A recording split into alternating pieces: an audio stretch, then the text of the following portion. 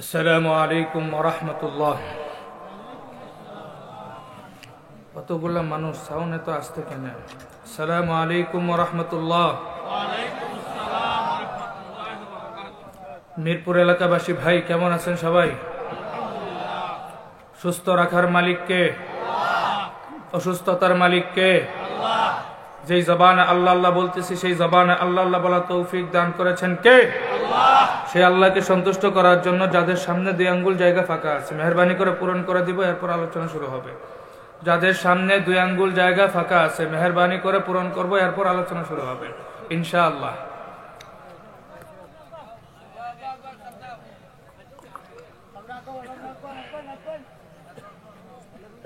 যারা শরীর লাড়াচাড়া দিয়ে সামনের দিকে উঠে আসবে আল্লাহ তাদের জিন্দেগীর গুনাহ মাফ করে দেন। আরো আসতে কও না আমিন।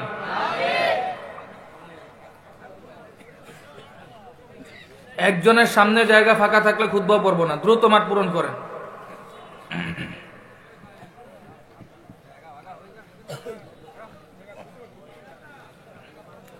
বক্তারা 500 কিলো 600 কিলো দৌড়ায় আইব আর আপনারা 30 ইঞ্চি জায়গা আগাইতেন না, এটা হইতো না। বৈষম্যের জন্য আন্দোলন হয়েছে, এই বৈষম্য মাহফিলে মাঠেও থাকবে। কথা ঠিক না বেঠিক? এতগুলা মানুষ মহিলার মতো ঠিক করলে বাইরে যে দামরা পাঠাগুলা ঘুরতেছে মাহফিল বাদ দিয়ে এরা ভিতরে আইবনি। আর আসতে কও, তোমাদের এখানে ভয়ঙ্কর আওয়াজে আমাদের যে দামরা পাঠাগুলা বাইরে ঘুরতেছে এরা ভিতরে চলে আসবে শরমে, ঠিক আছে না? কথা ঠিক না বেঠিক? এত জোরে কইছি এরপরও যদি গায়ে না লাগে কিছু করা। কথা ঠিক না বেঠিক? মাঝখানের জায়গাটা ফাঁকা কেন? দ্রুত দ্রুত ভাই, আপনারা জায়গাটা এত ফাঁকা কেন? এই যে মুরব্বী পিছনে না চাই, সামনের দিকে চাই। মুরব্বী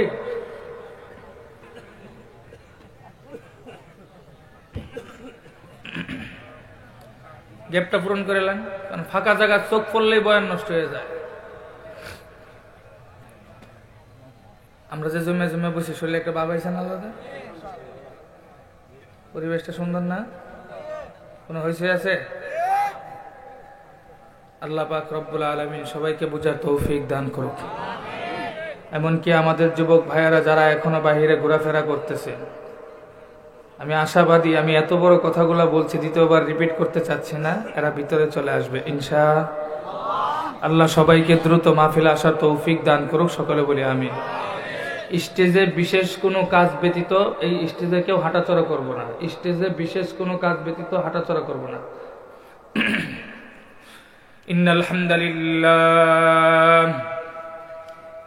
ইন্নাল হামদালিল্লাহি নাহমাদুহু ওয়া নাস্তাঈনুহু ওয়া নাস্তাগফিরুহু ওয়া নাউযু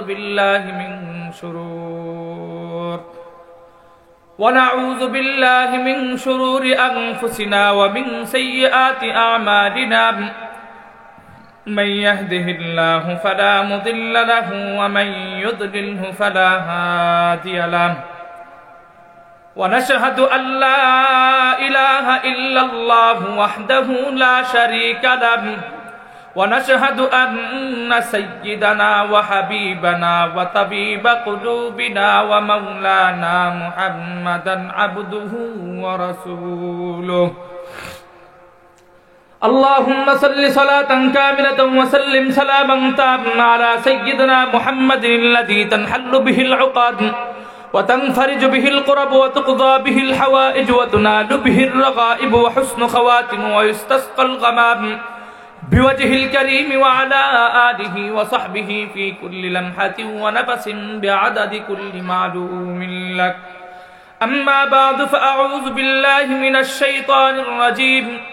بسم الله الرحمن الرحيم. الحمد لله رب العالمين. وقال الله سبحانه وتعالى في آية أخرى وما أرسلناك إلا رحمة للعالمين. وقال الله سبحانه وتعالى في آية أخرى ولله العزة ولرسوله وللمؤمنين ولكن المنافقين لا يعلمون. وقال الله سبحانه وتعالى في آية أخرى إنا أعطيناك الكوثر فصل لربك وانحر إن شانئك هو الأبتر. وقال النبي صلى الله عليه وسلم يشيب ابن آدم ويشب فيه خصلتان. وقال النبي صلى الله عليه وسلم من عاد لي وليا فقد آذنته بالحرب. وقال النبي صلى الله عليه وسلم من ترك صلاة متعمدا فقد كفر. بارك الله تعالى في فرقانه الحميد وتبارك الله تعالى في محدث حديث الشريف.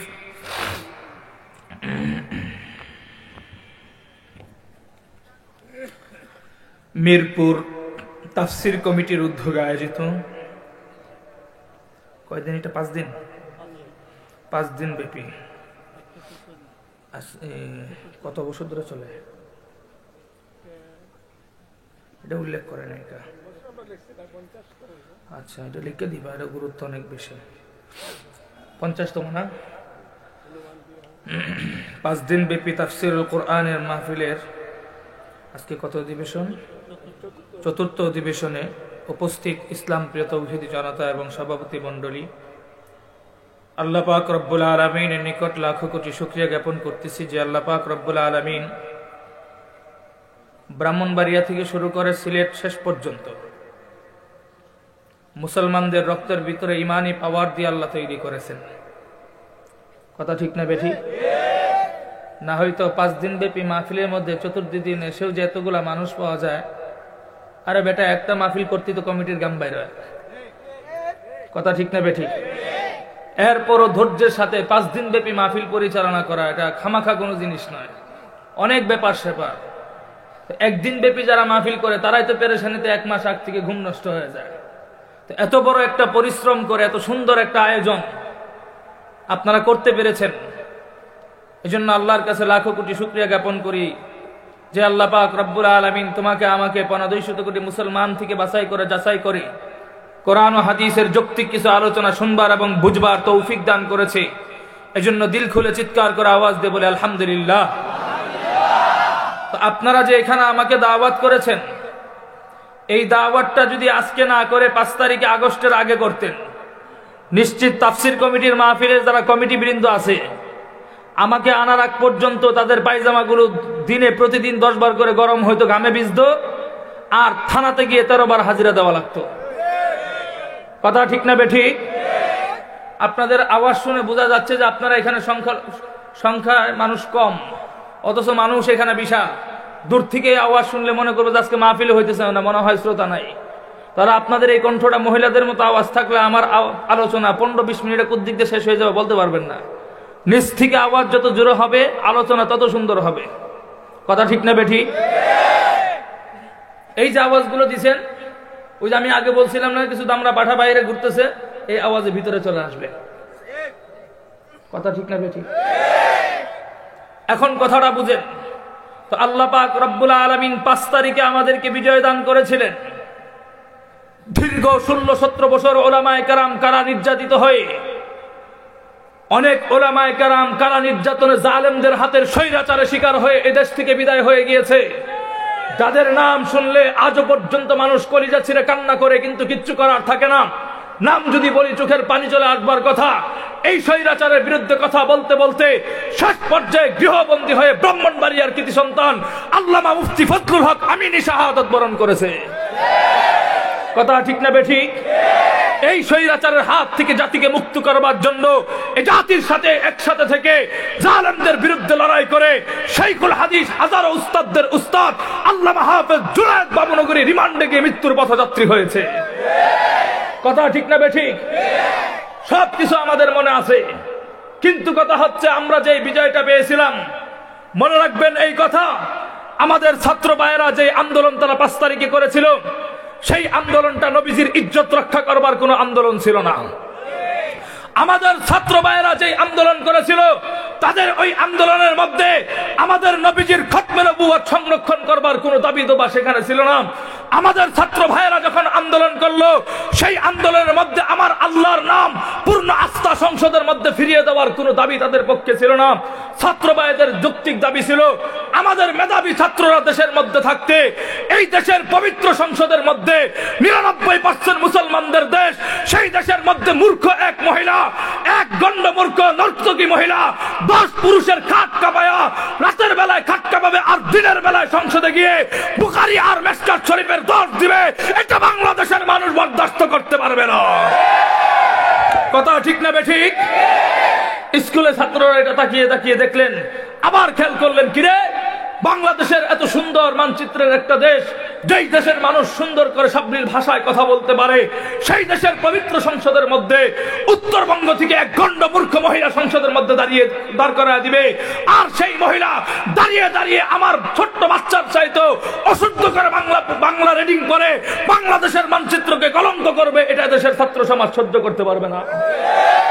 কথা ঠিক না বেঠিক? এই অবস্থা যখন দেখলো, তারা তখন যৌক্তিক দাবি তুললো, এদেশের মধ্যে কোনো কোঠা থাকবে না, যার যার মেধার বলিয়ানে তারা চাকরি অবলম্বন করবে, ভুয়া মুক্তিযোদ্ধার সনদের নামে রাষ্ট্রের অধিভূত হবে, আর মূর্খ টাকলা মুরাদের মধ্যে হয়ে ইসলাম বিদ্বেষী করবে, এটা এদেশের মানুষ এ জাতীয়তা বরদাস্ত করবে না। কথা ঠিক না বেঠিক? এই গণজোয়ার যখন তারা তুলবার পরে তারা কোনোভাবে দাবি আদায় করতে পারতেছে না। দীর্ঘ 22-23 দিন পর্যন্ত আন্দোলন চলতেছে, কোন দাবি তাদের পক্ষে নিতে পারতেছে না। কখনো বলতেছে দিবে, কখনো বলতেছে দিবে না, আবার কখনো মুখ ভেসকায় বলতেছে আমি কি শুধু চাকরি মুক্তিযোদ্ধার সন্তানদেরকে দিব না, রাজাকার বাচ্চাদেরকে দিব। এই ধরনের কথাবার্তা যখন চলতেছিল, ছাত্রদের পরিবেশ ছিল দমদম, যে কি করতে পারি। ছাত্ররা কন্ট্রোলের বাইরে চলে গেল। ইতিমধ্যে মাঝখানে শাইখুল হাদিস ইবনে শাইখুল হাদিস জেল থেকে মুক্তি পেলেন, বেশি দূর সময় লাগে নাই। শাইখুল হাদিস জেল থেকে বের হওয়ার পরে পরিষ্কার ঘোষণা করলেন, আমি বিগত বছর জেলে ছিলাম, সেটা আমার দরকার নাই, আমি প্রয়োজন হলে আবার জেলে যাব। বের হওয়ার পর পরিষ্কার ঘোষণা করলেন, আমার আরেকটা ছাত্র ভাইয়ের লাশ যদি রাস্তায় পড়ে, আমরা সেই লাশ আর দাফন করব না, সেই লাশ কাঁধে নিয়ে আমরা রুট মার্চ করব, প্রয়োজন হলে এদেশ থেকে জালেমকে বিতাড়িত করব। কথা ঠিক না বেঠিক? এই কথা বলার সাথে সাথেই বাংলাদেশের সাধারণ মানুষ এবং উলামায়ে কেরাম ঐক্যবদ্ধ হয়ে গেল। ঐক্যবদ্ধ হয়ে যাওয়ার পর 5 তারিখে আর কুঠার আন্দোলন থাকলো না। 5 তারিখে সকল মুসলমান ঐক্যবদ্ধ হয়ে একটা স্লোগান দিল, বাংলাদেশের মুসলিম জাতি এই রাষ্ট্রের মধ্যে কোন ধরনের জালেম গতিশীল ক্ষমতাশীল থাকতে পারবে না। এই স্লোগান দেওয়ার পর নারায়ে তাকবীরের স্লোগানে 16-17 বছরের জালেম স্বৈরাচার দুরবিত হয়ে বাংলাদেশের মানুষ বাংলাদেশ থেকে জুতা পেটা করে হেলিকপ্টারের মাধ্যমে ইন্ডিয়া পাঠিয়ে দিয়েছে। কথা ঠিক না বেঠিক? এই কাহিনী যখন ঘটলো, এটার মূল কারণটা কি? মূল কারণ ছিল তাদের একটাই, জাতি ঐক্যবদ্ধ হয়ে গিয়েছিল, 16-17 বছরের জালেম স্বৈরাচার গদিতে টিকতে পারে নাই। কাজেই পরিষ্কার মনে রাখবেন, ইন্ডিয়া থেকে কিছু গাঁজাখুর মাতাল সাংবাদিকরা আমাদেরকে উস্কানি দেয়, ওরা নাকি ফেনী দখল করবে। কথা ঠিক না বেঠিক? ফেনী দখল করবি বেটা? তোরা যখন ফেনীতে পানি দিয়েছিলি, তখন এদেশের হিন্দুরা পর্যন্ত মুসলমানদেরকে সাহায্য করেছে। তুমি কারে দিয়া তুমি কলা দেখায় মুলা খাওয়াইতে চাও, হিন্দুরাও এটা বুঝে। কথা ঠিক না বেঠিক? তুমি যে ইন্ডিয়াতে দাঁড়ায় মানুষের কলা দেখায় মুলা খাওয়াইতে চাও, এটা ইন্ডিয়ার মানুষ ভালো করে জানে। তোমরা আমাদের সংখ্যালঘু মানুষদের কিনে রাজনীতি করতে চাও, ওদেরকে পুরাই মারবা, শেষ পর্যন্ত তোমরা জায়গা দখল করবে, না হিন্দুরা বুঝে না। কথা ঠিক না বেঠিক? এখন কথাটা বুঝেন তো। আমরা যে এই কথাটা বলতে চাই, আমরা মুসলমানরা ঐক্যবদ্ধ হয়ে গেলে যদি 16-17 বছরের জালেম যদি পরিবর্তন হতে পারে, মনে রাখবেন এই কথা, ইন্ডিয়া থেকে চক্রাং এলে মুসলমানদের ভয় পাওয়ার কারণ নাই। আমরা মুসলমান যদি আবার নতুন করে ঐক্যবদ্ধ হতে পারি, নারায়ে তাকবীরের স্লোগান যদি তুলি, খোদার কসম খেয়ে বলি, সেই ফেনী থেকে শুরু হবে টেকনাফ হয়ে ইন্ডিয়া পর্যন্ত, ইন্ডিয়ার দিল্লিতে মুসলমানদের কালেমার পতাকা উঠতে 1 মাস টাইম লাগবে না। কথা ঠিক না বেঠিক? মুহতারাম হাজরিন, তো আমি যে এই কথাটা বলতে চাই, আমাদের 16-17 বছর আমরা যেভাবে ছিলাম, আমরা যদি আগের মতো আবার নতুন করে চলতে থাকি, তাহলে 16-17 বছর যে জুলুম আমাদের উপর হয়েছিল, তার চাইতে ভয়াবহ জুলুম আমাদের উপর আবার আসতে পারে। কথা ঠিক না বেঠিক? এই জন্যই তো আমরা বলি, আমরা যদি বিগত বছর তুমি আর আমি যদি সমাজের মধ্যে সুন্নি আর ওয়াহাবি বলে পার্থক্য করবার চেষ্টা না করতাম, আর আমি আর তুমি মুসলমান সমাজের মধ্যে জামাতে ইসলাম আর কওমি আলিয়া বলে পার্থক্য করবার চেষ্টা না করতাম, তাহলে এদেশের হাজারো মানুষের হৃদয়ের স্পন্দন মুফাসসিরে কুরআন আল্লামা দেলোয়ার হোসেন সাঈদীকে জেলের ভিতরে বন্দী করে হত্যা দুঃসাহস কেউ করতে পারতো না। আরে আমি আর তুমি যদি সমাজের মধ্যে ভেদাভেদ করবার চেষ্টা না করতাম, তাহলে তোমার আমার নেতা বর্তমান সময়ের কিংবদন্তি শাইখুল হাদিস আল্লামা মামুনুল হককে 3 বছর কেন 3 ঘন্টা জেলের ভিতরে বন্দী করার কোন মায়ের বুকের সন্তানের সাহস ছিল না। কথা ঠিক না বেঠিক? কিন্তু আজকে তারা এই দুঃসাহস কেন দেখিয়েছিল? আমি আর তুমি মুসলমানরা দলে দলে বিভক্ত হয়ে যাওয়ার কারণে ভিন্ন দিক থেকে নাস্তিকরা সুযোগ নিয়ে আমাদেরকে দলে দলে ভাগ করে আর আমাদেরকে পিটাইছে। কথা ঠিক না বেঠিক? মুহতারাম হাজরিন, কাজেই পরিষ্কার বলতে চাই, এই দেশ বিগত বছর ৭১-এর স্বাধীনতার পর থেকে ৫ আগস্ট স্বাধীনতার আগ পর্যন্ত আমরা মুসলমানরা দেখেছি আমার এই রাষ্ট্র জিয়াউর রহমানের আদর্শ রাষ্ট্র পরিচালনা হয়েছে। ৭১-এর পর থেকে ৫ আগস্ট পর্যন্ত আমার এই রাষ্ট্র বিগত বছর শেখ মুজিবুর রহমানের আদর্শ রাষ্ট্র পরিচালনা হয়েছে। আমার এই রাষ্ট্র বিগত বছর রবীন্দ্রনাথ ঠাকুরের আদর্শ রাষ্ট্র পরিচালনা হয়েছে। ও দোস্ত, আজকে আমাকে বিষয় নির্ধারণ করা হয়েছে শানে রিসালাত সম্পর্কে। আমি আশা করি শানে রিসালাত আর আলোচনা করতে হবে না। ৯৫% মুসলমান আমাদেরকে নতুন ভাবে দাবি তুলতে হবে। আমরা সংখ্যাগরিষ্ঠ মুসলমান। আগামী দিনের এই রাষ্ট্র নির্বাচনের পরে কোন ব্যক্তির আদর্শ চলবে না। যার শান নিয়ে আলোচনা করব, যার মান নিয়ে আলোচনা করব, সেই শানে মুহাম্মদ রাসূলুল্লাহ সাল্লাল্লাহু আলাইহি ওয়াসাল্লাম আগামী দিনের রাষ্ট্র পরিচালনা হবে। তোমার আমার নেতা মুহাম্মদের আদর্শ রাষ্ট্র পরিচালনা হবে। মুহাম্মদের আদর্শ রাষ্ট্র পরিচালনা হবে। মুহতারাম হাজরিন, আমি আপনাদেরকে বলতে চাই, আমি জানি এখানে তাকবীর দেওয়ার মতো লোক পাওয়া যাবে না, কারণ জয় বাংলা স্লোগান হয়তো তাহলে বিশাল বড় বড় দামরা পাঠাগুলো পাওয়া যেত, ১,০০০ টাকা দিলে অনেক বড় বড় স্লোগান দেয়। কথা ঠিক না বেঠিক?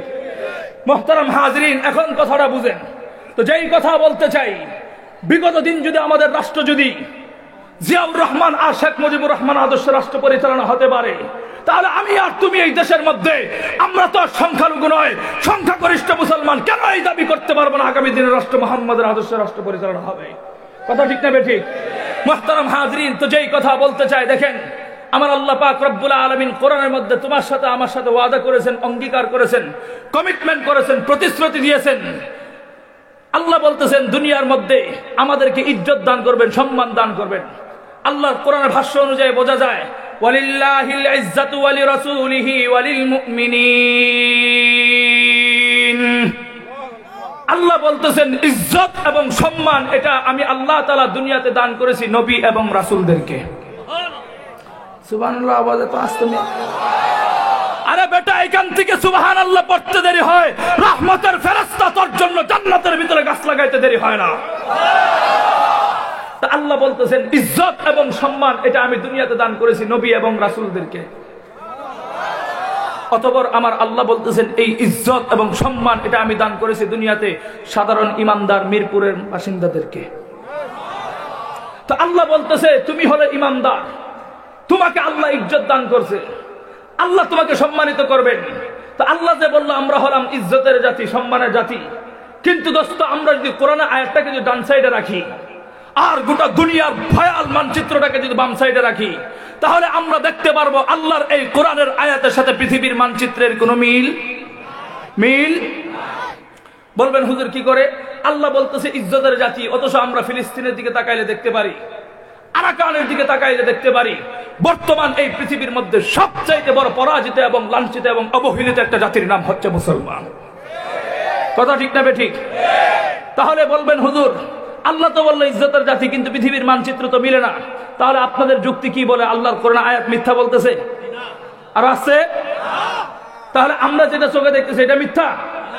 কোনটাই তো মিথ্যা নয়। কিন্তু কথা হচ্ছে আল্লাহ তো বলেছেন আমাকে ইজ্জত দান করবেন, কিন্তু দোস্ত আল্লাহ তো ইজ্জত দান করবেন এটা 100% সত্য কথা। সবচাইতে বড় বুঝার বিষয় হচ্ছে আল্লাহ ইজ্জত ঠিকই দান করবেন, তুমি আর আমি আল্লাহ তাআলার দেওয়া সেই ইজ্জত থেকে কেন বঞ্চিত, এটা হচ্ছে আলোচনার মূল টপিক। কিন্তু আমরা সাধারণ ইমানদার আল্লাহর কোরআন আয়াতকে কিভাবে বিশ্বাস করি জানতে চাও? ও দুনিয়ার মানুষ, আমরা আল্লাহর কোরআন আয়াতকে তো এইভাবে বিশ্বাস করি আমরা 5 ওয়াক্ত নামাজ হয়তো ওয়াদা করে ঠিকভাবে পড়তে পারি না, জুমার নামাজ হয়তো ঠিকভাবে আদায় করতে পারি না, কিন্তু আমরা তো ইমানদার, আল্লাহর কোরআন এবং বিধানগুলোকে এমন ভাবে বিশ্বাস করি। আমরা এই কথা বলতে চাই, আমাদের হবিগঞ্জের কোন যুবক এসে যদি বলে হুজুর 5 দিন ব্যাপী তাফসীরুল কোরআন মাহফিল আপনি যেখানে যাচ্ছেন, সেই মাহফিলের মধ্যে আজকে 30 তারিখ মাথার উপর যে আসমান ছিল সে আসমান সকালবেলায় পরিবর্তন হয়ে জমিন হয়ে গিয়েছে। আজকে 30 তারিখ মাহফিলের প্যান্ডেলের নিচে যেই জমিন ছিল সেই জমিন আজকে উল্টা হয়ে সেটা আসমান রূপান্তরিত হয়েছে। আমরা সাধারণ ইমানদার চোখ বন্ধ করে বিশ্বাস করে নিব, আমাদের কোনো আপত্তি থাকবে না। তবে খোদার কসম খেয়ে বলি, শুধুমাত্র হবিগঞ্জ নয়, গোটা পৃথিবীর কোন গাদাকুর যুবক এসে আমাকে বলে হামিদি সাহেব আজকে ফজরের পরে আল্লাহর দেওয়া কোরআনের একটি কালো অক্ষর পরিবর্তন হয়ে গিয়েছে, আল্লাহর দেওয়া কোরআনের একটি আয়াত পরিবর্তন হয়ে গিয়েছে, আল্লাহর দেওয়া কোরআনের একটি ওয়াদা পরিবর্তন হয়ে গিয়েছে, খোদার কসম খেয়ে বলি আমরা সাধারণ ইমানদার জীবন চলে যাবে, গর্দন থেকে মাথা আলাদা হয়ে যাবে, শাহাদাত বরণ করব, কোশ্চিন কালো ওই গাদাকুরদের বক্তব্য আমরা ইমানদার কোনোদিন বিশ্বাস করতে পারি না। কথা ঠিক না বেঠিক? এটা হচ্ছে আমার আল্লাহ তাআলার কোরআনের প্রতি ঈমান এবং ভালোবাসা। কিন্তু আল্লাহ যে তোমাকে আমাকে ইজ্জত দান করবেন, আল্লাহ এই ইজ্জত দেওয়ার ক্ষেত্রে আমার আল্লাহর কিছু নিয়ম আছে না নাই? আরো আসতে আরো আসতে। শুধু কি তাই, আমার আল্লাহ যে গোটা দুনিয়া পরিচালনা করে, এই পরিচালনা করার ক্ষেত্রেও আমার আল্লাহর কিছু নিয়ম আছে না নাই?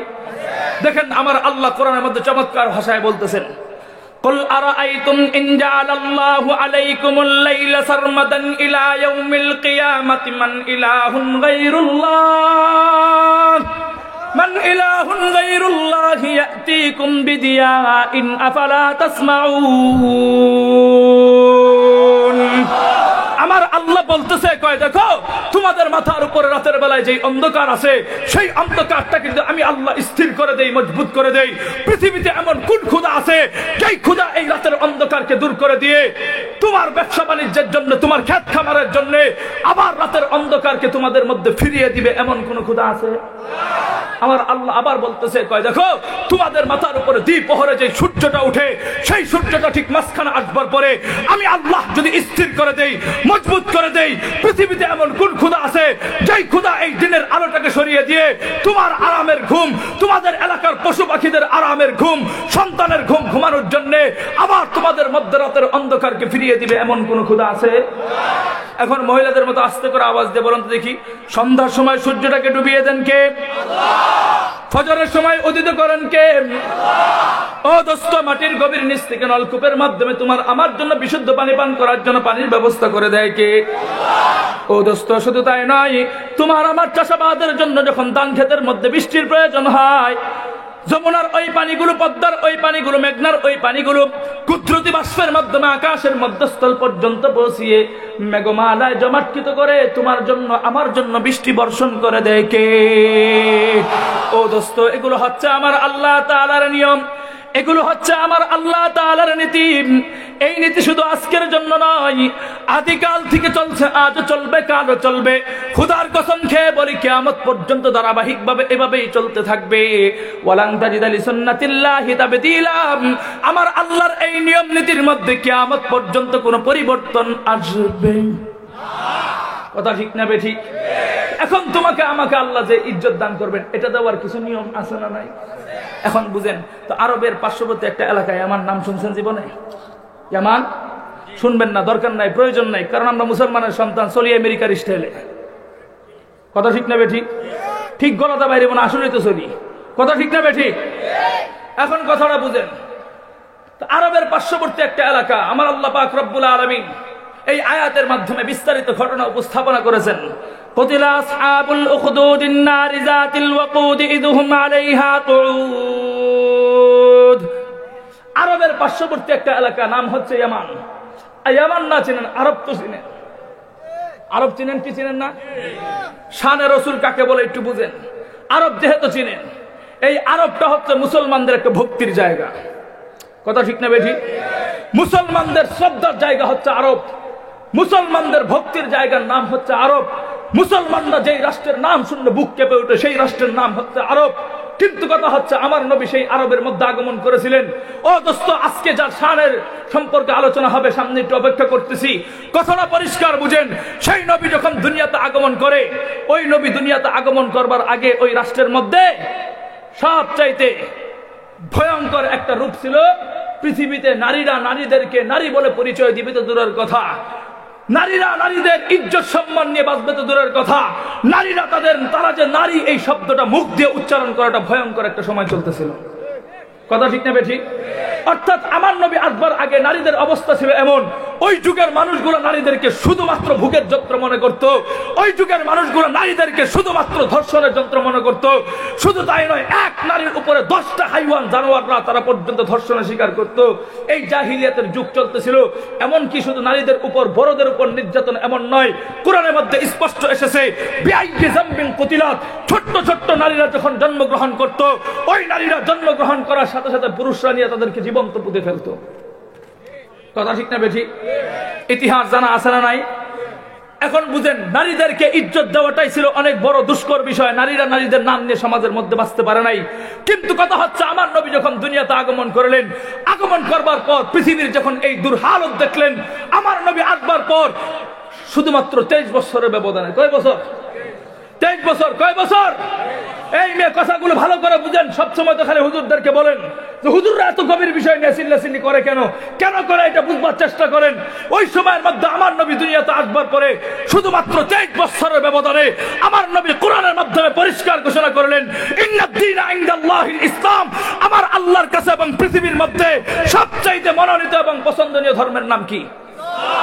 এই ইসলাম যখন ঘোষণা করলেন, এখন আমার নবী ইসলামের সৌন্দর্য এবং নারীদের মর্যাদা বৃদ্ধি করার জন্য আমার নবী পরিষ্কার ঘোষণা করলেন, এই ইসলামের ভিতর থেকে যারা জান্নাতে যাওয়ার স্বপ্ন দেখে, তারা যেন তাদের মায়ের পায়ের নিচে জান্নাতকে খুঁজে নেয়। সুবহানাল্লাহ। বাইজে বল। তো আল্লাহর নবী নারীদের ইজ্জত বাড়াইলেন, এটার মানেটা কি জানেন? এরা বলতে চেয়েছে, তুমি যদি দুনিয়া থেকে আখিরাতে সফল হতে চাও, কোন ধরনের নারীদের সাথে যেন তোমার বেয়াদবিমূলক আচরণ না হয়। তুমি তোমার জান্নাতের সার্টিফিকেট পেতে হলে অবশ্যই নারী তোমার মায়ের পায়ের নিচে তোমার জান্নাত খুঁজতে হবে। তাহলে নারীদের ইজ্জত বাড়াইলেন। এখন নারীদের সেফটির জন্য, নারীদের নিরাপত্তার জন্য আমার নবী ইসলামের মাধ্যমে স্বামীর ব্যবস্থা করলেন। শুধু একজন স্বামী নয়, আমার নবী যখন দেখলেন কোন নারী যদি বিধবা হয়ে যায়, সমাজের মধ্যে যেন সে অবহেলিত না থাকে, সে যেন সমাজের মধ্যে স্বামী সারা রাত না কাটায়, এজন্য আমার নবী ইসলামের মধ্যে একাধিক বিয়ের ব্যবস্থা করেছেন। আরো আসতে বলেন। কোন নারী যদি স্বামীর সাথে তর্ক বিতর্ক করে ডিভোর্স হয়ে যায়, সেও যদি সমাজের মধ্যে বিবাহ বসতে না পারে, এজন্য আমার ইসলাম একজন পুরুষকে 4টা নারী রাখার অধিকার দিয়েছেন। কথা ঠিক না বেঠিক? আরে মেয়ে বুঝেন, এই বিষয়গুলো বুঝেন, এরপর আমাদের সমালোচনা করবেন। কথাটা বুঝেন, ইসলাম নারীদের নিরাপত্তা দেওয়ার জন্য এক পুরুষের কাঁধে 4 নারীর দায়িত্ব দিয়েছে, যাতে করে কোনো নারী আল্লাহর কাছে অভিযুক্ত না করতে পারে। আল্লাহ মুসলমানদের 90% মুসলমান যেই দেশের মধ্যে বসবাস করে, সেই দেশের মধ্যে আমি আমার স্বামী মারা যাওয়ার পরে আজকে 6 বছর যাবত আমার জন্য কোনো স্বামী খুঁজে পাচ্ছি না, এই অভিযোগ যেন কোনো নারী রাতের বেলায় আল্লাহর কাছে না করতে পারে। এজন্য আমার ইসলাম সৌন্দর্যের জন্য এক পুরুষকে 4টা নারী রাখার বিধান দিয়েছেন। কথা ঠিক না বেঠিক? এখন কথাটা বুঝেন। একাধিক বিয়ের বিবাহের বিষয়ের পরে আলোচনা আসতেছি। এখন উলামায়ে কেরাম এই বিষয়ে কথা বলাটা লজ্জাজনক মনে করে। এটা উলামায়ে কেরামদের দোষ নয়, এটা দোষ হচ্ছে পশ্চিমাদের। কারণ পশ্চিমারা আমাদের দেশের মধ্যে এমন ভাবে এটা ট্যাবলেটটা দিয়েছে, যেই ট্যাবলেট হুজুররা বলে খায় ফেলেছে। কথা ঠিক না বেঠিক? এখন কথাটা বুঝেন, কেন বললাম এই কথা? আমার ইসলাম নারীদের ইজ্জত রক্ষা করবার জন্য, নারীদের নিরাপত্তা দেওয়ার জন্য এক পুরুষের কাঁধে 4 নারীর দায়িত্ব দিয়েছে। কিন্তু পশ্চিমাদের বিশ্বাস কি জানেন? ওরা আমাদের দেশটাকে আবার 1400 বছরের আগের পিছনে নিতে চায়, আর ওরা আমাদেরকে বলি দেয় আমরা নাকি পিছনে নিতে চাই, অথচ আমরা চাচ্ছি সামনের দিকে অগ্রসর করতে। ওরাই মূলত পিছনের দিকে নিচ্ছে, কারণ ওরা যে পিছন বুঝাইতে যাচ্ছে, ওই পিছন হচ্ছে আমার নবী আসবার আগে ওই ধর্ম অবলম্বীরা নারীদেরকে ভোগের যন্ত্র যেমন মনে করত। আজকে গোটা বিশ্বে তাকিয়ে দেখেন, ইসলাম ধর্ম ছাড়া বাকি যত ধর্ম আছে, সব ধর্মাবলম্বীরা নারীদেরকে খাবার আর ভোগের যন্ত্র মনে করে। বিশ্বাস হয় না আপনাদের? যদি বিশ্বাস না হয়, আপনার যে ছেলে বিদেশ থাকে তার কাছে জিজ্ঞাসা করেন। বিশ্বাস হয় না আপনার? যেই ছেলে আপনার আমেরিকা থাকে তাকে একটু ফোন করে খবর নিয়ে দেখেন তোদের দেশের নারীদের কি অবস্থা। ওরা পরিষ্কার বলবে, আমাদের দেশের নারীরা ওরা শুধু মা পরিচয় সন্তান লাভ করতে পারে, বাবার কোনো পরিচয় নাই। কথা ঠিক না বেঠিক? সেই আমেরিকান বীজ বাংলাদেশেও ঢেলে দিয়েছে। বাংলাদেশেও এটাও তারা করতে চেয়েছে, যেই কারণে প্রতিদার সার্টিফিকেট রাষ্ট্রের পক্ষ থেকে আছে, প্রতিদাদের নিরাপত্তা আছে। হোটেলের মধ্যে যাবা নিরাপদে যাবা, নিরাপদে আসবা, তোমার জন্য নিরাপত্তা আছে। কিন্তু একের বেশি 2 বিয়ে করতে পারবা না, তোমার বিরুদ্ধে মামলা হবে। কথা ঠিক না বেঠিক? কথাটা বুঝাইতে পারছি? আপনি হোটেলে যাবেন, অথচ গত কয়েকদিন আগে 5 আগস্টের পর কত বড় কলিজা পতিতারা একসাথে হয়েছে, সংবাদ সম্মেলন ব্রিফিং করেছে। ওরা কি বলছে জানেন? যে আমাদের মতো পতিতারা না থাকলে এদেশের যুবকরা নাকি নিরাপদে ঘুমাইতে পারতো না। নাউজুবিল্লাহ, আরো আসতে বলেন। ওরা কতদূর পর্যন্ত আগাইছে, ওরা কতদূর পর্যন্ত ইসলাম বিদ্বেষী হয়ে অগ্রসর হয়েছে, অথচ একজন নারী যেন পতিতার মধ্যে ঢুকতে না পারে। একজন মানুষ এমনি এমনিতে দেহ ব্যবসা করে না, দেহ ব্যবসা করে তখনই যখন সে সমাজের মধ্যে বিধবা হয়ে যায়, ওরা কেউ বিয়ে না করতে চায়, তখনই সে তার পতিতার দিকে রাস্তা খুঁজে। কথা ঠিক না বেঠিক? এই সমাজ ভাঙতে হবে, নতুন করে সমাজ, ইসলাম যেটা আমাদেরকে স্বীকৃতি দেয় সেই সমাজ আমাদের মধ্যে ঘুরতে হবে। কথা ঠিক না বেঠিক? এখন কথাটা বুঝেন, যেই আলোচনায় ঢুকতেছিলাম, যে আমার নবী যখন আগমন করলেন মাত্র 23 বছরের ব্যবধানে নারীদের ইজ্জত রক্ষা করার জন্য একাধিক স্বামীর ব্যবস্থা করলেন, আবার সেই নারীদেরকে সেফটি দেওয়ার জন্য আমার ইসলাম নবীর মাধ্যমে নারীদের উপর হিজাবের ট্যাগ লাগাইলেন। কিন্তু আজকে পশ্চিমারা বলতেছে ওরা হিজাব কেন পরবে, ওদের স্বাধীনতা অনুযায়ী চলবে। মুসলমানের বাচ্চারা হুজুরদেরকে গালি দেয় আর বাস দেয়, সারাদিন বসে বসে ফেসবুকে লেখালেখি করে, আর পর্দা তো করবে দূরের কথা, ওরা এখন হুজুর দেখলে বুকের থেকে উন্না পর্যন্ত সরায় দেয়। বলবেন হুজুর আপনি এত কথা খুলে কেমনে বলতেছেন? আপনি আমাকে প্রশ্ন করেন আমি এত কথা খুলে কেমনে বলতেছি? আপনাদের লজ্জা লাগা দরকার। আরে বেটা, তোমার মেয়েটা তো মালুর কোনো বংশের নয়। আরে বেটা, তোমার তো কোনো বোন এটা হিন্দুদের বংশের নয়, তোমার বোন মুসলমানদের বংশের, তোমার বাপ দাদা মুসলমান, তোমার 14 গোষ্ঠী মুসলমান। তুমি একজন মুরব্বী বাইচা থাকতে তোমার হাতে যদি পুরো ফ্যামিলি নিয়ন্ত্রণে থাকে, তোমার মেয়ে এবং তোমার নাতিগুলো উলঙ্গ হয়ে রাস্তায় বের হয় কিভাবে?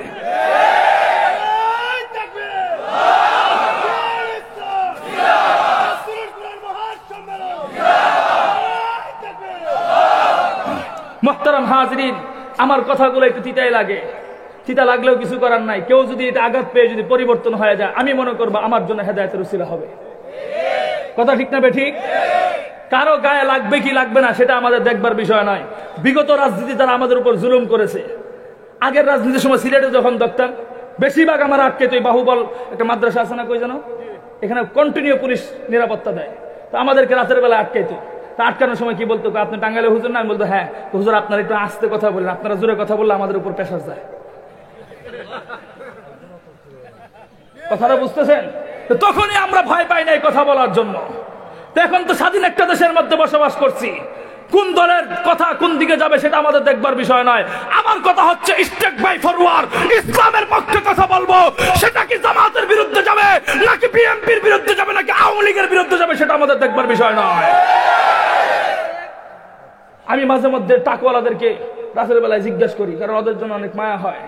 সারাদিন খাওয়া দাওয়া নাই, ঘুম নাই, গাড়ি থেকে যখন আমরা নামি একটু জিরাইতে চা পান টান খাই, তখন বেশিরভাগ চাষটলগুলো টাক দোকানের সাথেই খোলা থাকে, টাকওয়ালারা বেশি স্টপিস দেয়। তো ওদেরকে মাঝে মধ্যে জিজ্ঞাসা করি, কিরে ভাই আপনাদেরকে আগের মতো সাদা মাদা নেয়?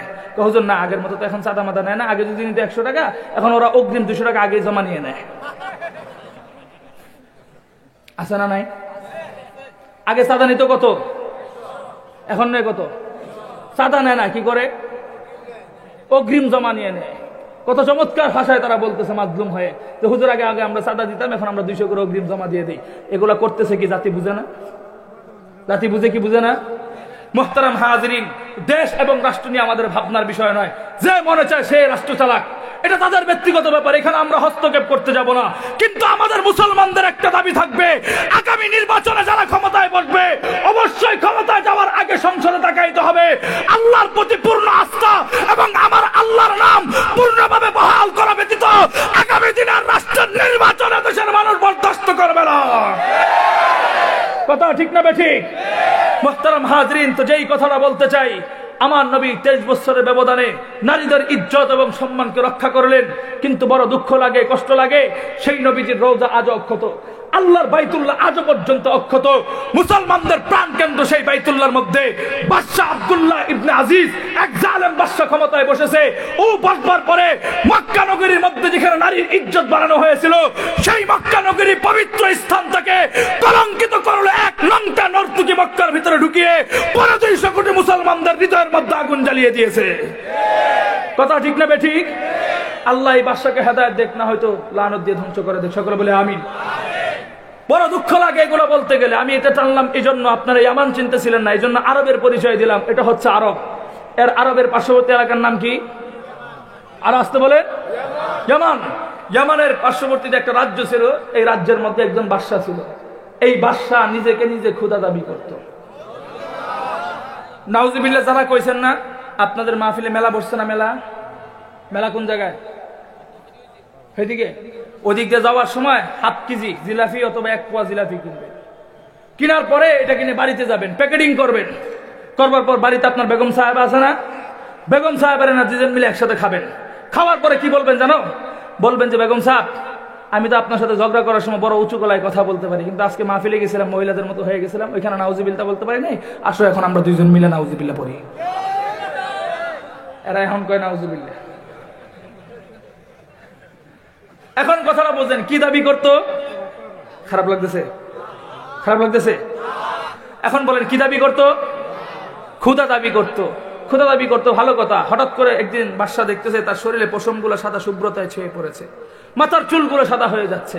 দিন দিন ধারণা করতেছে কিরে আমি তো বুড়া হয়ে যাইতেছি, কয়দিন পরে যদি আমি মিনহা খালাকনাকুম ওয়া ফিহা নুঈদুকুম ওয়া মিনহা নুখরিজুকুম তারাতান উখরা হয়ে যাই, তাহলে আমার এই গদির চেয়ার দখল করবে কে? কত বড় ক্ষুধা চিন্তা করছেন, ও 2 দিন পরে মারা যাবে এটা নিয়ে ভাবতেছে। তো ভাবতেছে ভালো কথা। এখন কোন বাদশারও তার মন্ত্রী সারা পরামর্শ নেয় না। সব মন্ত্রী পরিষদদেরকে ডাকলো।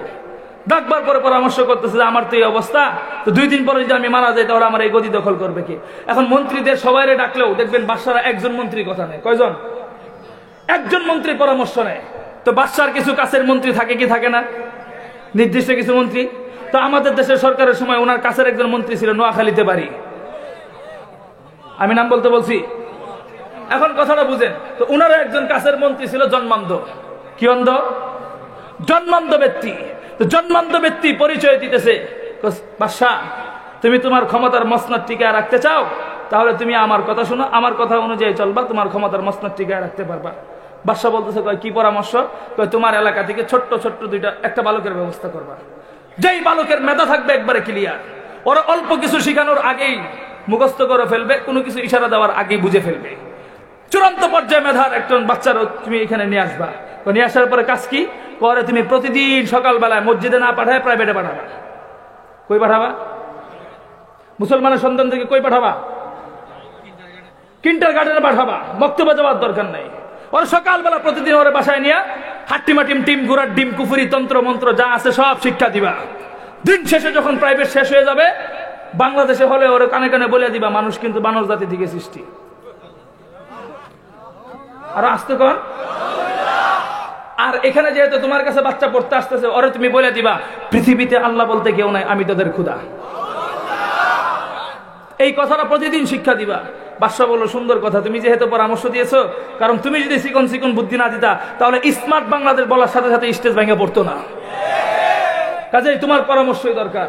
তুমি ছোট্ট একটা বালকের ব্যবস্থা করো, যেই বালকটা প্রতিদিন আমার কাছে আইসা এগুলো শিখবে। তো বাদশার কথা অনুযায়ী সাথে সাথে ছোট্ট একটা বালকের ব্যবস্থা করলো, যেই বালক প্রতিনিয়মিত বাদশার দরবারে যায় হাট্টিমাটিম টিম ঘোড়ার ডিম যা আছে সব শিখে দিন শেষে পরে আসে পৃথিবীতে আল্লাহ বলতে কিছু নাই, সেই আমাদের খোদা। এগুলো যখন শিখতেছে, শিখতে শিখতে প্রতিদিন যখন যায় প্রাইভেটে, যাওয়ার পথে মাঝখানে দেখে বিশাল বড় একটা গির্জা দেখা যায়। কি দেখা যায়? আর আসতে আগে তো মসজিদ ছিল না, তো গির্জাতে মানুষদেরকে ধর্মীয় শিক্ষা দিত। তো সেখানে ছোট্ট বালকের চোখ পড়ছে। কি চোখ? চোখ পড়বার পরে দেখতেছে কি এখানে হাজার হাজার মানুষের ভিড়, কেন? ব্যাপারটা কি? কোনো সমস্যা? একটু জানা দরকার। তো একদিন নিয়ত করছে, যাওয়ার পরে হঠাৎ করে সে এটার ভিতরে ঢুকছে। ঢুকবার পরে সেখানে গিয়ে দেখে একজন আসমানি কিতাবওয়ালা তাওরাতওয়ালা মানুষদেরকে শিক্ষা দিচ্ছেন, পৃথিবীতে মানুষরূপী মানুষ কোনোদিন মানুষের খোদা হতে পারে আমাদের একমাত্র রবকে। আর আসতে আরে যেই জবান দিয়ে আল্লাহ আল্লাহ বলতেছো, সেই জবান তৈরি করে দিয়েছেন কে? যেই হাত দিয়ে তুমি তোমার কর্মশালাগুলো পরিচালনা করো, সেই হাত তৈরি করে দিয়েছেন কে? যেই পা দিয়ে হাইটা হাইটা আজকের এত বড় মাহফিলের মধ্যে তুমি আগমন করেছো, সেই পা তৈরি করে দিয়েছেন কে? ও দোস্ত, এই সব কিছু যেহেতু আমার আল্লাহ তৈরি করে দিয়েছেন, নাকি তোমার মনের ভিতরে প্রশ্ন জেগে তোমার বাবা তৈরি করছে? আরে বেটা, তোর বাবা শুধু তোর প্রসেসিং করে জন্ম দিয়েছে, তোর শরীরের বাঁকা একটা পশম তৈরি করার তোর বাবার কোনো যোগ্যতা নাই। তাহলে যুক্তি তো এটাই আসে, আমার দেহের মধ্যে যেহেতু কোনো মানুষের কোনো অধিকার নাই, আমার আল্লাহ ছাড়া যেহেতু এই দেহ কেউ পরিচালনা করতে পারে না, কাজেই কোরআন হাদিস দরকার নাই, যুক্তিও পরিচয় নাই, আমি যেটা বুঝি সেটা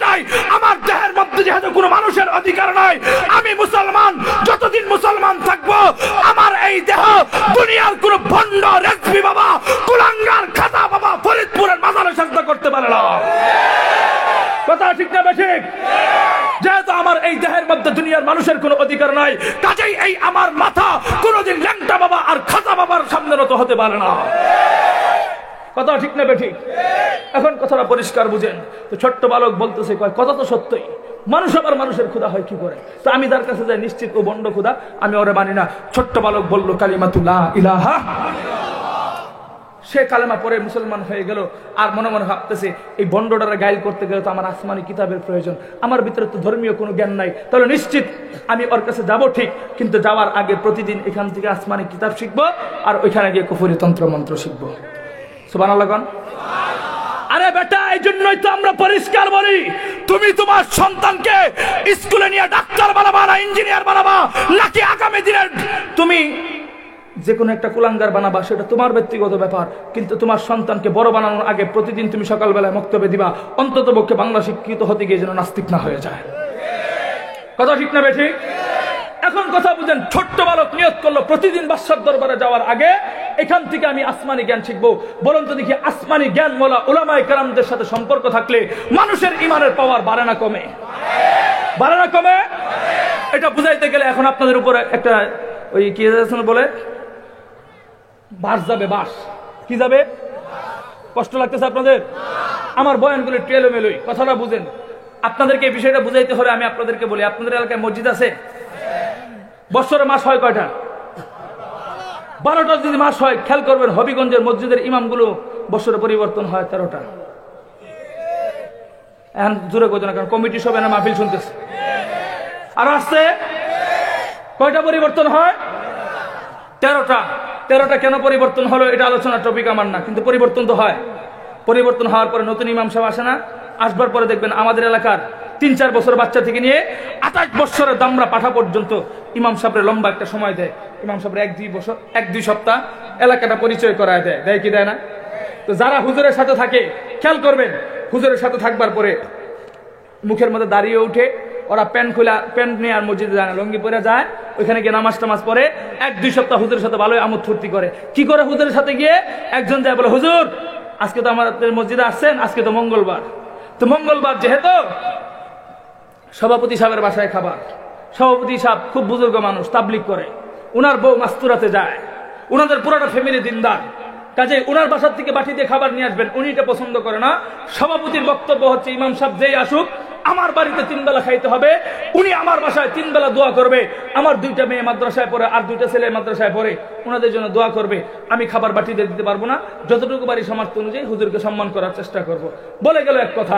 এরপরের দিন হচ্ছে বুধবার, আরেকজন এসে বলতেছে, হুজুর আজকে কিন্তু কেশিয়া সাহেবের বাসায় খাবার, উনি কিন্তু হুজুরদেরকে বেশি একটা ভালো পায় না। কাজেই কেন ভালো পায় না?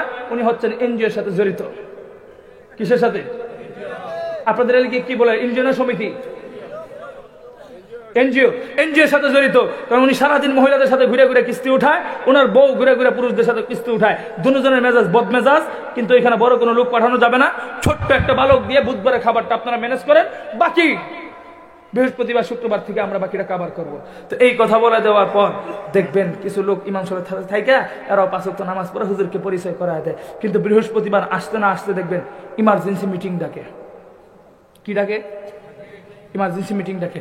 মিটিং ডাকবার পরে হুজুরে ডাক ডাকে, হুজুর মিরপুর বাহুবল এলাকাতে আসছেন, আগে হবিগঞ্জে হুজুর ছিল, ইমামবাড়ি হুজুর ছিল, এখন কিন্তু বেশি একজন কেউ নাই, অলিপুরি সাপসারা এই এলাকাতে বেশি একজন কেউ নাই, কাজেই এই এলাকার মানুষ কিন্তু আগের মতো ভালো, আগের মতো ভালো। আপনারা যেহেতু না বলতেছেন আমি আর কিছু কইতে চাই না, এখন কথাটা বুঝেন, আগের মতো ভালো না। তখন ইমাম সাহেব বলছে, আগের মতো ভালো না মানেটা কি আমার একটু বুঝায় বলো। তো হুজুর কালকে যেহেতু জুমার নামাজ পড়াবেন, জুমার নামাজের আগের বয়ানটা একটু কষ্ট করে কোরআন হাদিস থেকে বিশ্লেষণ করলে খুশি হই। কোত্থেকে? কোরআন হাদিস থেকে। এখন হুজুর আনছেন ব্রাহ্মণবাড়িয়ার থেকে, এই হুজুরে নুরানি থেকে দাওরা পর্যন্ত পড়েছে জামিয়া ইউনিভার্সিটিতে। কোন জায়গায়? জামিয়া ইউনিভার্সিটিতে পড়াশোনা করেছে। এখন সে চিন্তা করতেছে, কিরে আমার নুরানি থেকে দাওরা পর্যন্ত বললাম জামিয়া ইউনিভার্সিটিতে, ভুলেও কোনোদিন স্কুলে বারান্দায় যায় নাই, তাহলে ওরা আমার কোরআন হাদিস থেকে আলোচনা করতে বললো, তার মানে কি আমি ব্রাহ্মণবাড়িয়া ইডেন কলেজ থেকে পড়াশোনা করছি? আবার চিন্তা করতে না, মুসল্লিদের উপর তো খারাপ ধারণা করা যাবে না। প্রথম দিন যে বাসায় খাবার খেয়েছে উনি তাবলিগওয়ালা, হতে পারে ওনারা সবাই তাবলিগের বয়ান শুনে শুনে অভ্যস্ত। ওইখানে যে ধারাবাহিক বয়ান করে তারা মনে শুনতে চেয়েছে যে হুজুর একটু কোরআন হাদিস থেকে সিরিয়াল বাই সিরিয়াল বয়ান করো, এটা মনে হয় ওনারা চায়। তো এই বিষয়টা যেহেতু চায় হুজুর, সেই খুশি। তো খুশি হওয়ার পর নতুন ইমাম সাহেব যেহেতু সারা রাত ঘুমায় নাই, না ঘুমায়া কোরআন শরীফের আয়াত হাদিস টুকে টুকে সেগুলা মুতালা করেছে। মুতালা করবার পর বয়ান নির্ধারণ করেছে পরের দিন শুক্রবারে জুমার স্টেজে উঠায় বয়ান করছে সর্বপ্রথম সুদখোর, দুর্নীতিবাজ, ঘুষখোরদের বিরুদ্ধে। আরো আসতে কম। কোত্থেকে বয়ান করছে? কোরআন হাদিস থেকে। কাদের বিপক্ষে? সুদখোর, দুর্নীতিবাজ, ঘুষখোরদের বিরুদ্ধে। যেই যখন এই বয়ানটা করলো, বয়ান করবার পর কিছু মানুষের বিরুদ্ধে যায় কি যায় না? তো এরা নামাজ শেষে আর জিলাপি আনতে যায় না, আজকে আর জিলাপি খাবে না। সবাই যখন চলে গেছে, এখন হুজুরের পিছনে বসে রয়েছে, তিনজনে মিলে হুজুরের গোতায়, হুজুর আমরা যে এগুলা এভাবে এভাবে খাই, এটা আপনারা কইছে কেটা? আচ্ছা না নাই? হুজুর তো টেনশনে পড়ে গেল, কিরে কি হইলো? আমারও বলছে কোরআন হাদিস থেকে কথা বলার জন্য, আমার চোখে এখনো ঘুম, সারা রাত ঘুমাই নাই, ঘুমের শর্ট রয়েছে। ওদের জন্য আমি এত সুন্দর আলোচনা গুছাইলাম, মুসল্লিরা সবাই বাহবা দিল। এখন এরা আবার কি বলতেছে? আমি তো ওনাদেরকে চিনি না, তাহলে ওনাদেরকে এই বিষয়ে বলবো মানে? এরপরে যেই তিনজনের বিরুদ্ধে যায়, খেয়াল করবেন ওই তিনজনের মাধ্যমে ওই ইমাম সাহেবের চাকরি চাকরি চাকরি যারা চাকরি খাইছে বিগত দিনে ইমাম সাহেবের, হেরাওয়াজকে জোরে জোরে কয় চাকরি শেষ। দেখবেন মাঝে মাঝে সুর ধরে না, সুর সুর সুর করে যখন চিল্লায়, সুর কোনো পথ না পায় ওদের সাথেও চিল্লায় সুর। এরাও এরা বয়ে কয় চাকরি, আবারও কয় শেষ। তো চাকরি যাইতে দেরি হয়। খেয়াল করবেন, ইমাম সাহেব কিছু যুবক ভাইরা সময় দিত না, দাঁড়িয়ে রাখছিল, নামাজ পড়তো। ইমাম সাহেব নাই, মুসল্লিও, ইমাম সাহেব নাই, মুসল্লিও। তাহলে বোঝা গেল হুজুরদের সাথে থাকলে মানুষের ইমানের পাওয়ার বাড়ে না কমে? ছোট্ট বালক নিয়ত করছে এখান থেকে ধর্মীয় জ্ঞান শিখবো, আমার ইমানের পাওয়ার বাড়বে। প্রতিদিন ধর্মীয় জ্ঞান শিখে আর আল্লাহর কাছে ফরিয়াদ করো, আল্লাহ আমি তোমাকে খোদা মানি, কিন্তু এই যে ভণ্ড খোদা, এটা আমি প্রমাণ করব কি করে? এই জন্য তুমি আলাদা একটা শক্তি দান করো। যাইতে না যাইতে হঠাৎ করে একদিন বাদশার দরবারে যাবে। যাওয়ার পরে মনে করেন চৌরাস্তা, একটা চৌরাস্তার মধ্যে যায়, হাজার হাজার মানুষের ভিড়। চৌরাস্তা বুঝেন? এদিকে হাই রোডে কোন জায়গায় চৌরাস্তা আছে?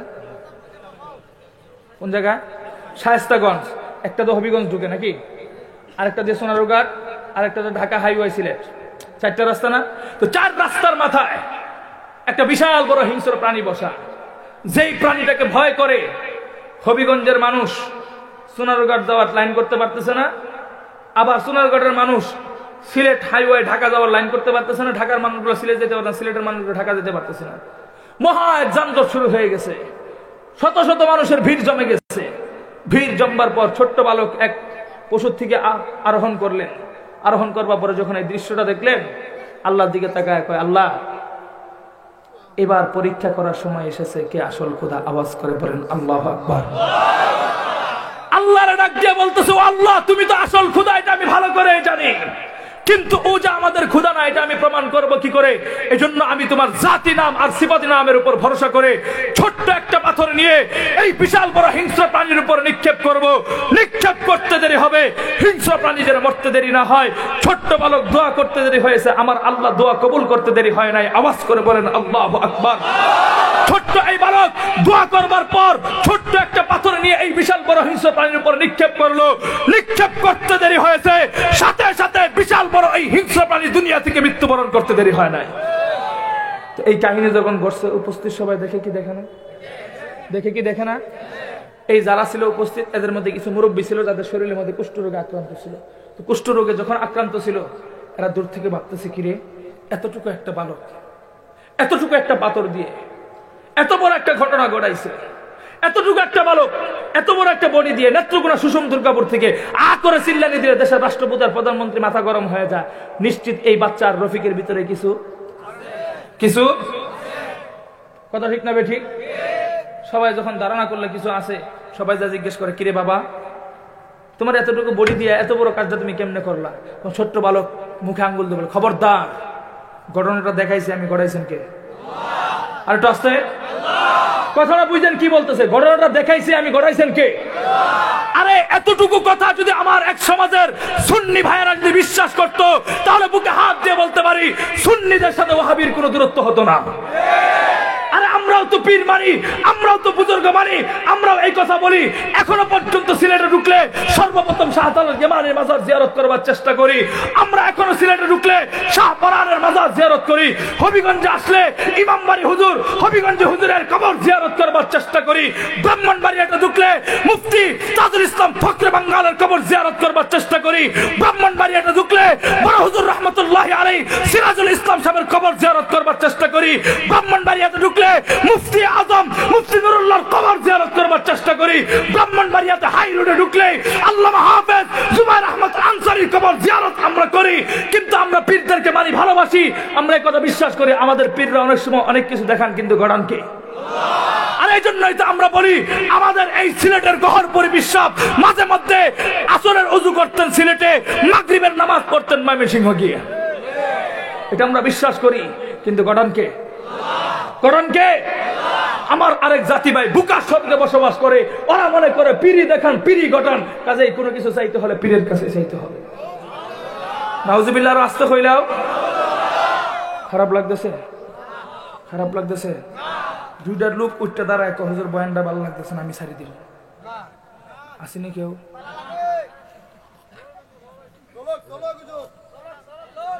তোমরা কইলেও চলবো, না কইলেও চলবো, আরেক বক্তা আওয়ার আগ পর্যন্ত অত ছিল কেন?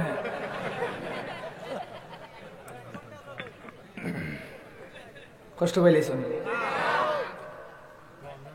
আমার বয়ান যেন জমবো বা সুন্দর হইব, মনে করবো যে হুজুরের বয়ান এনেই মনে শেষ। কারণ আমি যেটা অনুমান করি যেন আর আইতাম না, এনেই বয়ান ভালো হয়।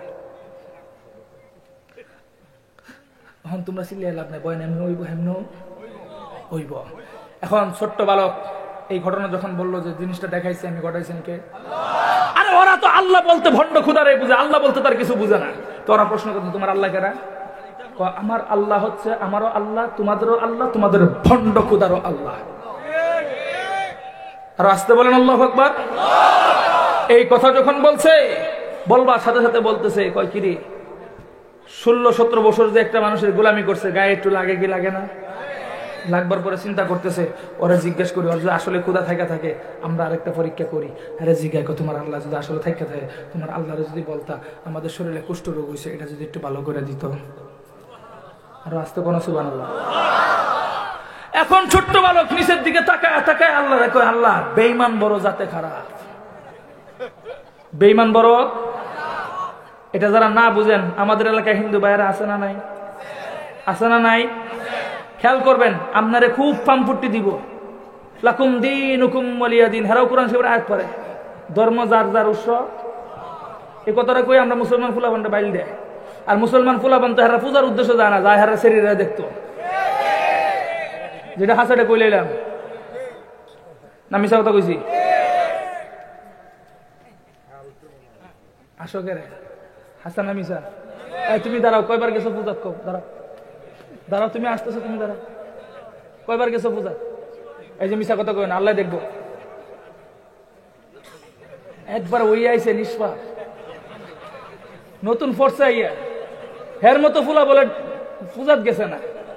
আপনারা বিশ্বাস করছে? এরা দিন না করে। তুমি আরেকবার আমার দিকে তাকায় কইলাম গেছো, তাকবীর দেন। যাক, আমার ইজ্জত যে বাচ্চা, মুসলমানের বাচ্চারা এখনো আছে যারা পূজায় যায় না, আল্লাহ ওরে হেদায়েত দিয়ে বড় আলেম হওয়ার তৌফিক দেখ। বসো। অতলা মানুষের দোয়া পাইছিল, সহজে পাইবানি। বেটা 50,000 টাকা দান করলো, অতলা মানুষের দোয়া করতো না। আল্লাহ যুবককে ওই সমস্ত সাথী ভাইদের থেকে হেফাজত করো। যে ঘটনা বলতেছিলাম, এরা আমরা বুঝায় কলা কুম দিন হুকুম ওয়ালিয়া দিন, ধর্ম যার যার উৎসব সভা। এটা কই আমরা মুসলমানের বাচ্চারা নিয়ে হিন্দুরা প্রস্রাব খাওয়ায়। কি খাওয়ায়? এই প্রস্রাব খাইয়া আইয়া মুসলমানরা একটা গর্ব করে যে আমি প্রসাদ খাই আইছি। খাইছে কি? খাইছে প্রস্রাব, আয়া কি কয়? বুঝলে বুঝপাতা, না বুঝলে এটা বুঝেন। বেঈমান বড় জাতে খারাপ কে লিয়ে কইলাম, হেরা হেরা ধর্মের মধ্যে আমরা কইলে যে আমরা ধর্মের অনুষ্ঠানে হেরা আয়ে আয়ে। আচ্ছা বাদ দিলাম, ধর্মের মধ্যে হেদের মানা আছে। আমাদের এলাকাতে যে বিয়েগুলো হয়, এটা কি মুসলমান ধর্ম অনুযায়ী হয় না হিন্দুদের? হিন্দুদের সংস্কৃতি আমাদের এলাকার বিয়ে হয়, খেয়াল করেন কথাটা আমার ভালো করে বুঝবেন। ওরা আমাদের রমজানে আসে না, দুঃখ নাই। কুরবানি ঈদে আসে না, দুঃখ নাই। রোজার ঈদে আসে না, দুঃখ নাই। জুমার নামাজ আসে না, তাও কোনো দুঃখ নাই। কিন্তু আমাদের প্রতিটা মুসলমান বাড়িতে, প্রতিটা মুসলমানের বাচ্চারা হিন্দু আনি সংস্কৃতিতে তাদের মেয়েগুলোকে বিবাহ করায়, একবার আর বউ 10 পুরুষে মিলে গায়ে হলুদ লাগায়। আর আসতে কও তুমি তোমার বউরে কত বাটারাতে দোয়া আনছো, তোমার ব্যাপার। তোমরা করতে পারবা, আমরা কইলে দোষ। কথা ঠিক না বেঠিক? আরো চলবো হলুদ, আরো চলবো নি হলুদ। এই সমাজ নষ্ট হওয়ার পিছনে মূল দায়িত্ব হচ্ছে সাদা দাড়িওয়ালারা।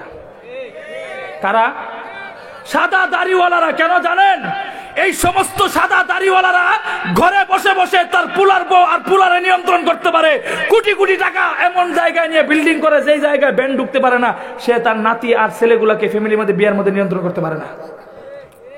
অথচ এমন জায়গায় বিল্ডিং উড়াইলে, যে জায়গায় ব্যান্ড ঢুকে না, 5 তলা বিল্ডিং খাড়া করাইলেছে, এত মেধা বুঝা বেটা, কিন্তু হ্যাঁ তার নাতি নতুন গুলা ঠিক করতে পারে না।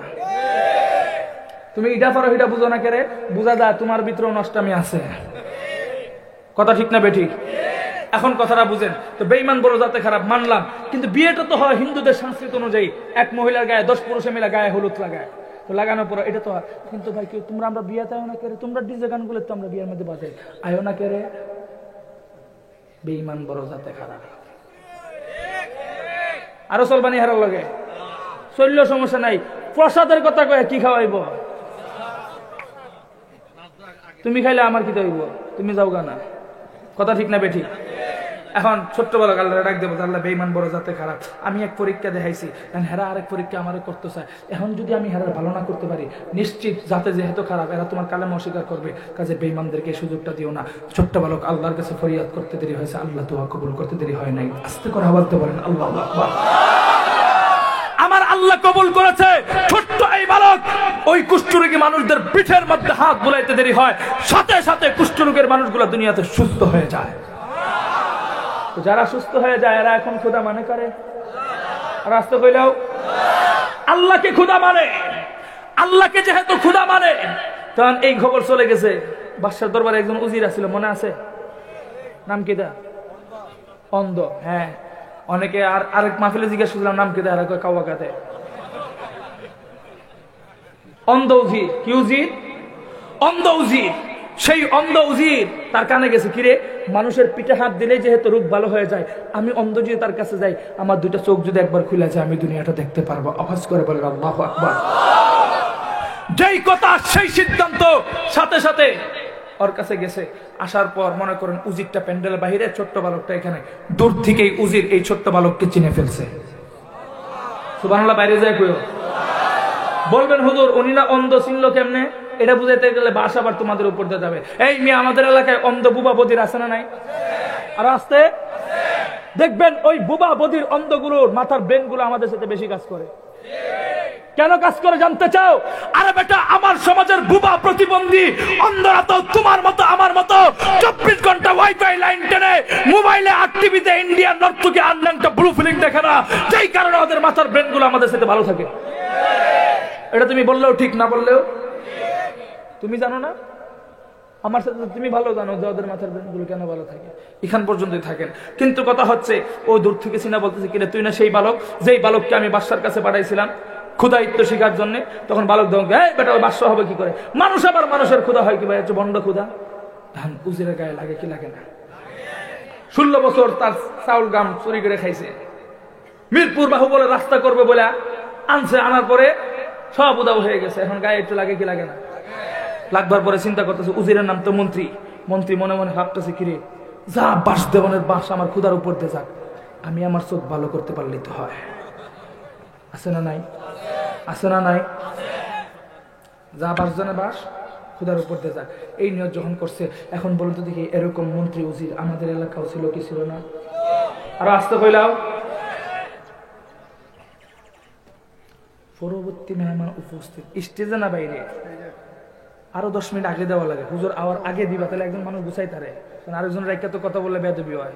আমি কিতা করতাম কোন 5-10 মিনিট, আরো 10 মিনিট আগে আলোচনা আটটু গুছাই লইলে হিলারে যখন কাউন্টারটা দিবে আরেকজন মেহমান স্টেজে উঠানো আগে কাউন্টার দিলাম যে হুজুর আইতাছে, তাহলে এটা বুঝবো যে আলোচনাটা শেষ করা লাগবে। আসতে কও না, কারণ হঠাৎ করে মানুষের মধ্যে দামাচাপা পড়ে যায়। এখন কথাটা বুঝেন কি বলতেছিলাম। তো ছোট্ট এই বালক, তো সে ওই উজির বলতেছে আবার জন বাসকুদার উপর দিয়ে যাক। এখন আমাদের মধ্যে এরকম উজির ছিল কি ছিল না, যারা হাজার হাজার কোটি টাকা হবিগঞ্জ হাইওয়ে রোডের জন্য বাজেট করেছে। সিলেট একটা বিভাগ, আন্তর্জাতিক পর্যায়ে সিলেট নাম এলাকা 16-17 বছর পর্যন্ত এখনো পর্যন্ত এই সিঙ্গেল রুটটাকে ফরলাইন করতে পারে নাই। কোটি কোটি টাকা সরকারের থেকে বাজেট করে ওরা খাইয়ে ফেলছে। ওরা চিন্তা করছে যা আবার জনে বাস সরকারের উপর দিয়ে যাক। আমি আমার বাড়ি লন্ডনে যা করতে লিপ্ত হয়েছে, না হয়তো ফলায় সমান ব্যাপার বাইরে জায়গা কেমনে। মুহতারাম হাজিরির কথাটা বুঝেন। খারাপ লাগতেছে? কোন সুমন চিনি না, আমরা এদেশের আলেম চিনি। আর একটা কথার কারণে সাইদি সাহেব এবং অন্যান্য আলেমদের ফাঁসের রায় হয়েছিল। মুহতারাম হাজিরিন, কথা পরিষ্কার বুঝেন। তো যেই কথাটা বলতে চাই, এই ছোট্ট বালক ওই অন্ধ কাছে যখন এই কথাগুলো বলতেছে, তোমার আল্লাহ যদি আসলে থাকে আমাকে যদি একটু বলতা, যে আমার দুটো চোখ ভালো করে দিত। ছোট্ট এই বালক আল্লাহর কাছে ফরিয়াদ করে। অন্ধ ব্যক্তির চোখের উপর আঙ্গুল বুলাইতে দেরি হয়েছে, সাথে সাথে অন্ধ ব্যক্তি দুনিয়া দেখতে শুরু করে দিয়েছে। তো এখন এরা সবাই খোদা মানে কারে? এরা সবাই যেহেতু খোদা মানে আল্লাহকে, কাজেই এই খবর চলে গেছে মূল বাদশার দরবারে। এখন এই আলোচনা করতে গেলে মিনিমাম 15 মিনিট সময়ের প্রয়োজন। এই 15 মিনিট আরেকজনের খাওয়াটা এটা হক নষ্ট হবে। আমার জন্য কত তারিখ দেখলাম আরেকটা দাওয়াত কোন জায়গা, এনে পোস্টার আসেনি, ওই বানিয়াগাঁও। ইনশাল্লাহ আমি যদি পারি এই আলোচনা শুরু থেকে শেষ করে শেষ করবো, আর না এখানে যেখানে শেষ হচ্ছে আপনারা ওখানে যাবেন। দাওয়াত রইল। আখির দাওয়ান আলহামদুলিল্লাহ।